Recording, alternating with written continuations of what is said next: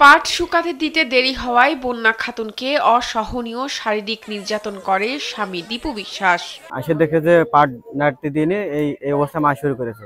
ওই এমনিতে অসুস্থ অবস্থায় মারিয়ে আবার ওয়াশরুমে নিয়ে যায়। ওই মোটা ঝাঁটা ছিল, ঝাঁটা দিয়ে মারিয়েছে, মারিয়ে উঠোনে ফেলায় পেটমেট পাড়াইয়ে ফেলায় রেখেছে। নির্যাতনের পরে মুখে বিষ দিয়ে বন্যাকে হত্যা করা হয়েছে বলে অভিযোগ তার স্বজনদের। ওই অবস্থায় মারিয়ে ফেলায় রেখে চলে যায়। আর পরিবারের লোকজন পরে আরো দিক তাকায়ও না, দেখতেও যায় না। 4-5 ঘন্টা পরে থাকার পরে ওর বড় দায়ে দিয়ে যায়, মাথায় পানি টানি ঢেলে তখন একটু সুস্থ হয়েছে।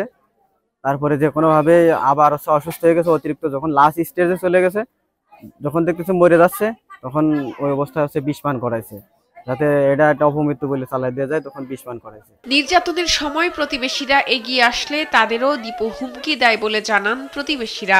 ফেলা রাখার পর আশেপাশের লোকজন যখন ঠেকাতে গেছে কিংবা ধরতে গেছে, তখন তাদের মানা করে স্যার বলেছে ওর গায়ে কেউ ছবি না, আর ও যে ছবে তারও এই অবস্থা হবে। অসুস্থ অবস্থায় বন্যাকে হাসপাতালে নিয়ে যাওয়া হলে হাসপাতালেই তার মৃত্যু হয়। বিষ পান করায় তখন হাসপাতালে নিয়ে আসার সাথে সাথে মারা গেছে। হাসপাতালে যখন নিয়ে আসে তখন অজ্ঞান অবস্থায়। ঘটনাটি ঘটেছে ঝিনাইদহ সদর উপজেলার হুদাপুটিয়া গ্রামে। এই গ্রামের নায়েব আলীর ছেলে অভিযুক্ত স্বামী দীপু বিশ্বাস। 10 বছর আগে দীপু বিশ্বাস ও বন্যা খাতুনের বিয়ে হয়। তাদের একটি পুত্র ও একটি কন্যা সন্তান রয়েছে। মারধর করে পরে গালের ভিতরে গ্যাস ট্যাবলেট দিয়ে বিষ খেয়ে মারা গেছে বলে চালাইছে, হত্যা করে আত্মহত্যা বলে চালানোর চেষ্টা করতেছে। ঘটনার পর থেকে স্বামী দীপু ও তার পরিবারের সদস্যরা পলাতক রয়েছেন। এই বিষয়ে জানতে ঝিনাইদহ সদর থানার ভারপ্রাপ্ত কর্মকর্তা আব্দুল্লাহ মামুনকে একাধিকবার ফোন করা হলেও যোগাযোগ করা সম্ভব হয়নি।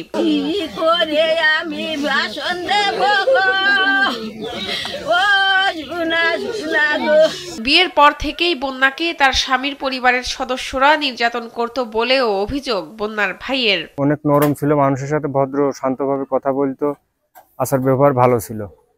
বিয়ের পরের থেকে ওদের পরিবেশ ভালো না, অনেক ঝামেলা হয়েছে এর আগে।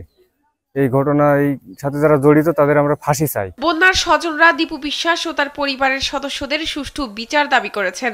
ঘটনাতে যারা জড়িত আছে, যে ঘটনাটা ঘটাইছে, তাদের আমরা ফাঁসি চাই। এর একটা সুস্থ বিচার চাচ্ছি, যাতে এরকম অবস্থা আর কোনো মেয়ের জীবনে না হয়। আমি এর সুস্থ বিচার চাচ্ছি। শাহনাজ পারভিন, কালবেলা।